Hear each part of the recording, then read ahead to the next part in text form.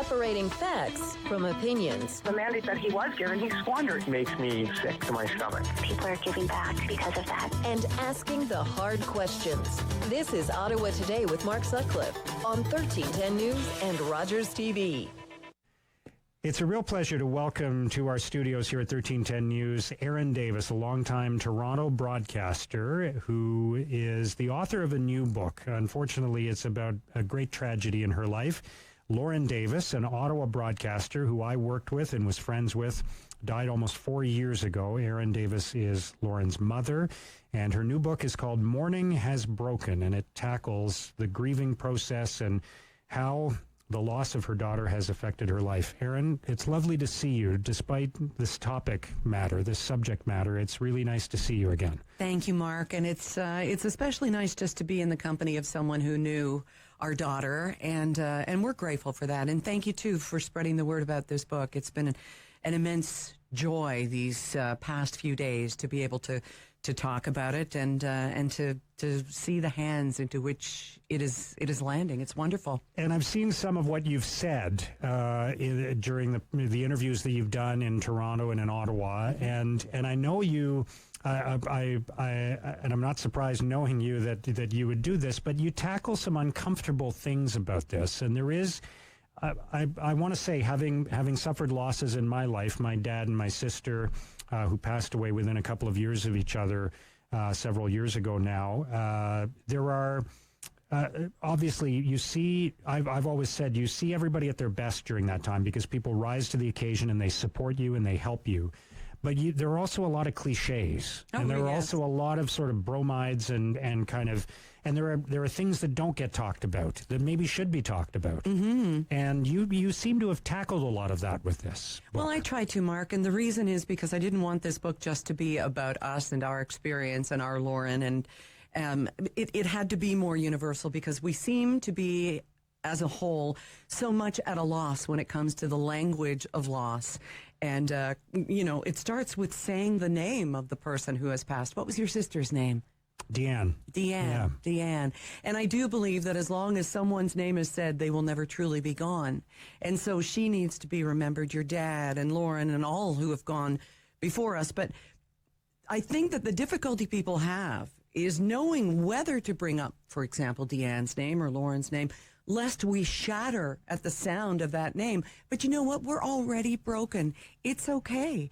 And if you choose to bring up the person who has gone, it's like a gift to us in a way. And I'm not speaking for everyone. Some people will not want to be reminded that their child or their sister or their husband or wife has passed away.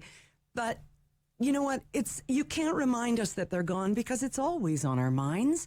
So go ahead and speak her name or bring up something that made you smile about her or that she would laugh at. It's a wonderful thing. It's a gift to the bereaved when you hear that person's name. Don't be afraid. Yeah, I think that's a great point. But we're all so reluctant to do it because we don't want to cause discomfort, right? And unfortunately, what that does sometimes is it creates a dynamic where relationships change, right? Because now you've got this thing, right? Mm-hmm. It's like the elephant in the room, and now people, they're not as candid with you as they used to be. They're worried about saying something that might offend you, and all of that, and it shouldn't be that way, right? Yes, exactly. Especially if I talk about, one of my sisters annoying the heck out of me, and here you're missing your sister. So right away you think, oh, should I not have said that? But we understand that we've lost our daughter, and if you choose to talk about the fact that your kids are never moving out of the basement, I understand that. Everybody has a different life, and you cannot walk around eggshells around me all the time just because this is my life. I understand that. Just don't be afraid, and I don't know. It is so much, as I say, the language of loss. But you talk about things like the bromides, and no two clearer words to me than "at least" are the ones that people put out there in an effort to make you feel better, but just completely minimize your loss. Yeah, let's talk about that a bit, because they do say things like, well, at least they got to do this, or at least this didn't happen, or at least, what are the kinds of things you heard from well-intentioned people, right? Sure. You're not judging anyone here, but you're trying to help people deal with these kinds of situations. So, well, in Lauren's case, because she passed at the age of 24 in her sleep after marking her very first Mother's Day and left behind a 7-month-old son and a grieving husband of less than 2 years, we heard, at least she left you a grandson. We heard, at least you still have a husband. Mine died. I also heard, at least she didn't suffer. That one could have earned a shot in the jaw, but it didn't. Yeah. But, those at leasts are things that people say in order, they could have said to your mother, well, at least you still have Mark, But those are the things that people say, and they're so well-meaning, but the at leasts and the gratitude are ours to own. As the bereaved, we're the ones who get to say, at least Lauren wasn't carrying Colin down the stairs when her heart stopped. At least we didn't watch her suffer for 4 years. At least. But those are part of our things for which to be grateful. And we have so many, we can't begin to count them. And that's what the book is about, too, is finding the gratitude in every day. But it is not the place of the person trying to console you to use those words, at least. No. Let's talk a little more about Lauren, because you just talked about how she died, and I didn't describe that in detail. And I know part of this process for you has been coming to terms with the fact that you didn't get all your questions answered about her death, right? Yes. This was somebody who was otherwise healthy and had just had a baby and was on her way in life and had so much ahead of her, and her husband wakes up in the morning and she's gone. Yes.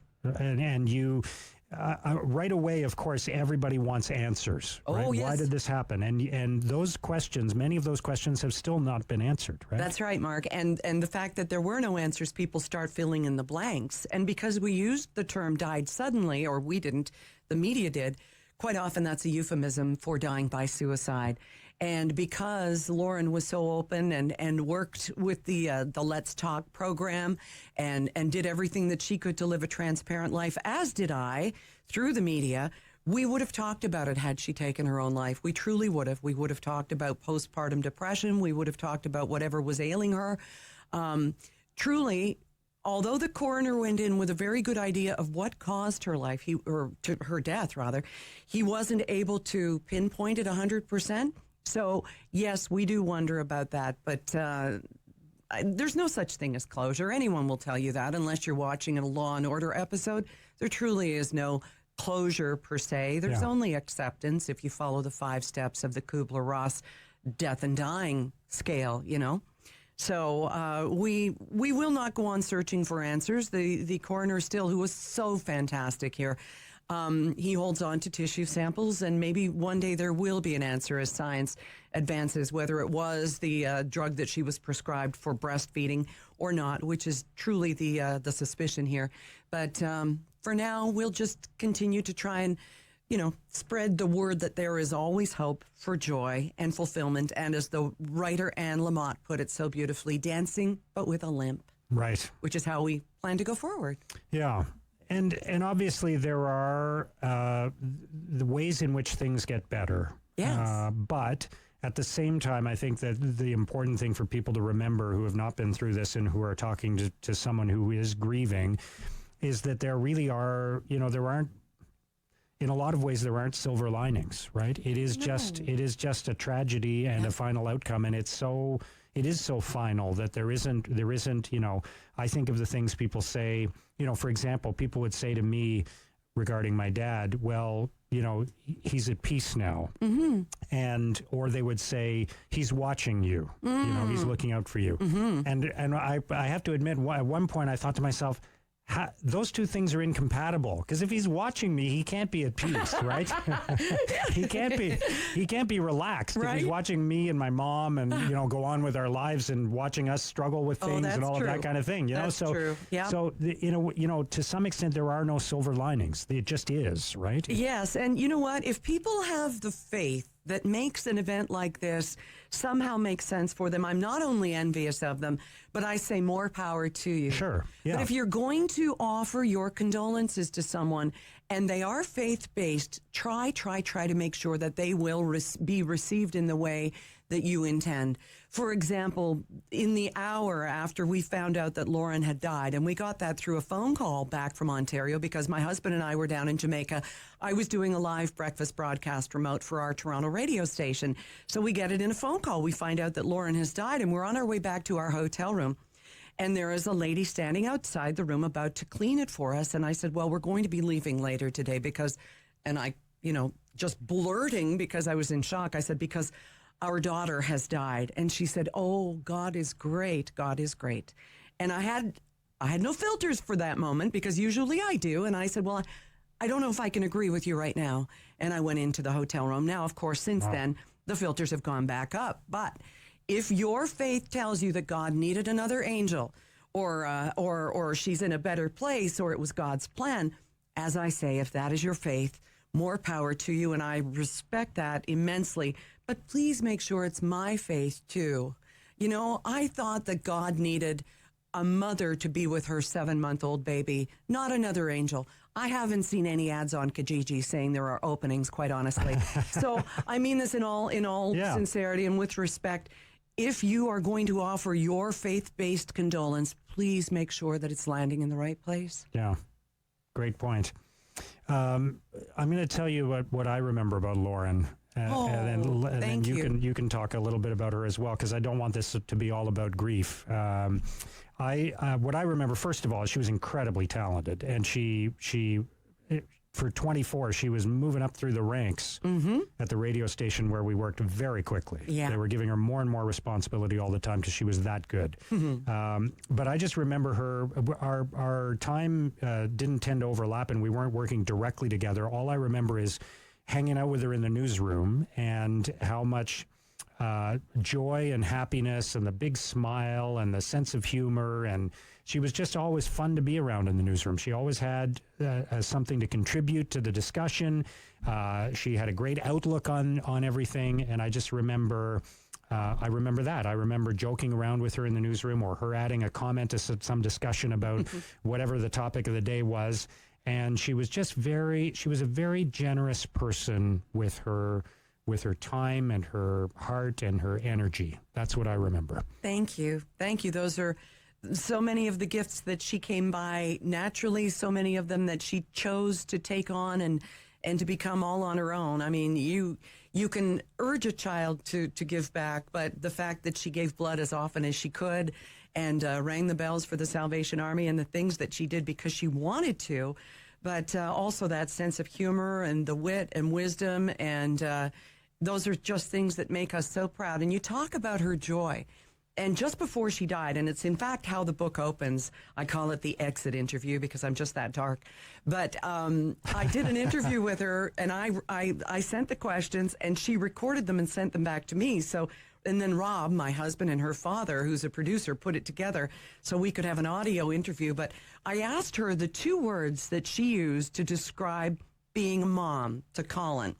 And as it happens, the day we were coming for the May 19th memorial in Ottawa for Lauren, we were passed on the highway just outside of Ottawa by a car that had those 2 words on its license plate.